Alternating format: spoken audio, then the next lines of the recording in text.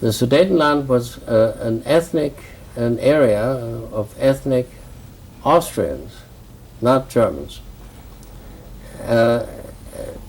in the border areas.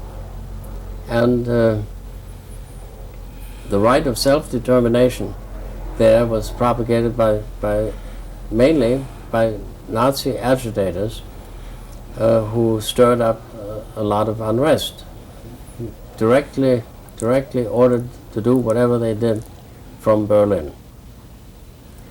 And so Hitler claimed atrocities being perpetrated and God knows what, and there was no solution but for Germany to take over those areas and for Czechoslovakia to release them. Now, they were never part of Germany. They were always part of Austria, and indirectly, I guess, having occupied Austria, he felt he was perfectly in his right to claim the Sudetenland. And of course we know it was ceded in a four-power agreement, and Hitler swore that was the last ever of his territorial demands. Well, we all know that wasn't true, because in March of the following year, Hitler took over the rest of Czechoslovakia. However, the danger of war was enormous at that time, and I remember in that operation, my unit marched out of Munich and marched right up to the Czechoslovak border. And we were sitting there in the woods, camouflaged and so on, and listening to the radio as Chamberlain's trips back and forth occurred, and we were all scared to death.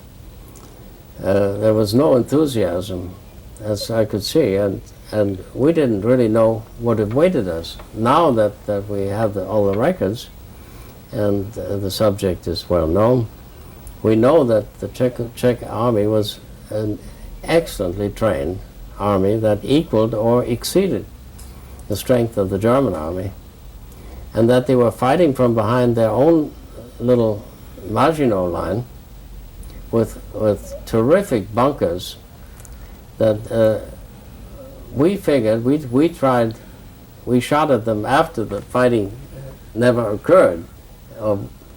We probably couldn't have penetrated from the sector that we were on. It was an incredibly well-built defense area, and we just wondered and said, my God, we're sure glad that we didn't have to fight our way through that. So after that, of course, Czechoslovakia was dismantled.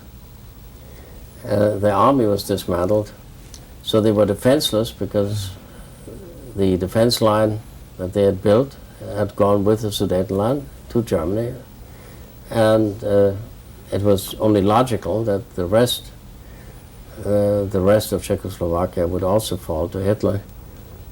And Hitler helped that along by making Slovakia, for instance, declare its own independence, and immediately the Germans supported that, and that was the end. Everybody took a piece, even Poland took a piece of Czechoslovakia.